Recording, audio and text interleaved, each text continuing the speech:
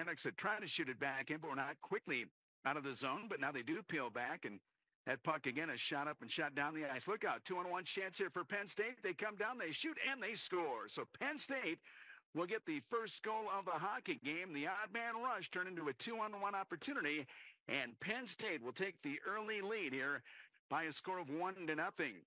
Natics had the puck down there. It was dumped out to the neutralized area. They tried to get back again to the sidewalk. Gaffney picks it back up now. Broughton Sable has it left point position. Takes it deep to the corner. They'll try to shovel out front.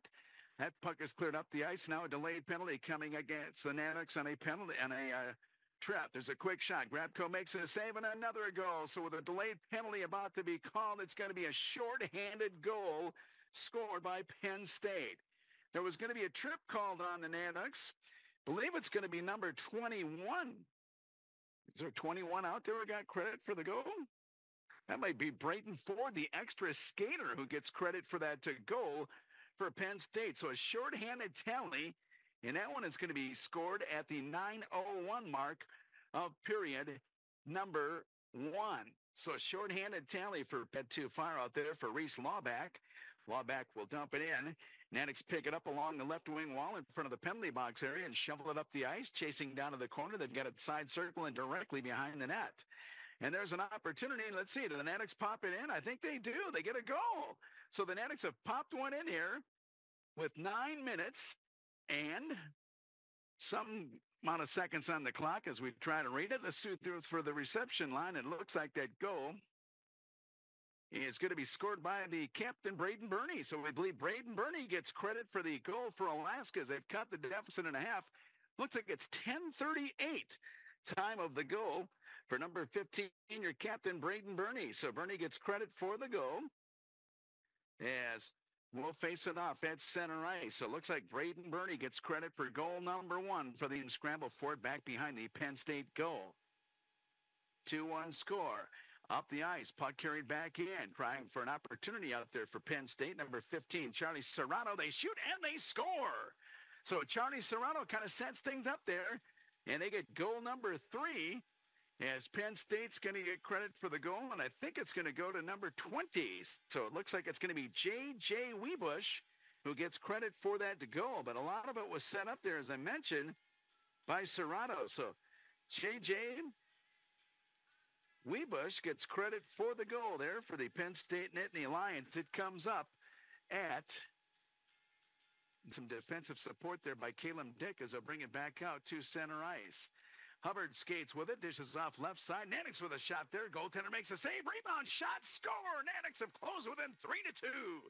They make it happen there as the Natics will get the second goal of the game there. And let's see. Is it Hubbard who gets credit for the goal? I believe it is number 39 getting credit for the goal out there. Matt Hubbard, the kid from Pickering, Ontario, comes to us from Providence of the NCAA. So Matt Hubbard with a big goal, and the Natics strike first here. And for the second, as we're almost 3 minutes down out at center ice, puck is going to be picked up now by Jared Crespo. Crespo skates with it. Natics take it away. They'll dish it off now. Here comes Kofi coming in. Quick shot. Goaltender makes a save. A shot and a score. And the Natics have just tied the hockey game up at 3-3. So just after a goal scored by Matt Hubbard, the Natics have just tied things up, and it looks like it's going to be number 17 getting credit for the goal, Luke Johnson. So we believe Luke Johnson has just tied the hockey game up at 3-3. It's been a great start to the third period for the Alaska Natics, as they have come back from a 2-goal deficit. Goaltender made the save, and then Johnson crashed for Penn State.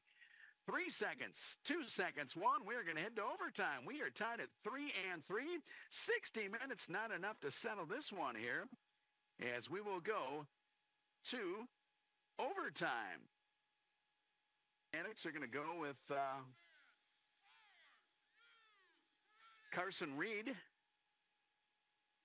Little pressure being put on as Penn State dishes up now, and they'll get it over now to J.J. Weebush. Weebush had it poke checked off his stick. Natics dump it back out center. Simon Mackel skated back in, dishes off. Here's a player out front now. Opportunity there as Grabko holds his ground. They shoot, and they score. And the Penn State Nittany Lions are going to win it in overtime, 4-3. So 4-3 victory for Penn State. Looks like the goal comes up at 2 minutes and 52 seconds of the overtime session. And let's see who gets credit for that game-winning goal. So Penn State is going to get the game winner in the overtime session as we try to see who gets credit for the goal. So Penn State gets that shot in there to win it by a final score of 4-3. And again, we're still waiting to see who gets, well, I missed the replay there. Maybe there we go. Let's see if we get to see it again. As who gets credit for the game winner for the Penn State Nittany Lions. So Penn State's going to go to 1-0 in the season. Alaska falls to 0-1. And both teams will be on the rematch tomorrow, 4:50 for a pregame and 5:07 drop of the puck. Let's see here. Looks like the goal was scored by Casey Amon. So Casey Amon gets credit for the game winner with Webush and Schoen getting the assist at 2:52 of the overtime. So Penn State wins it by a final score of 4-3.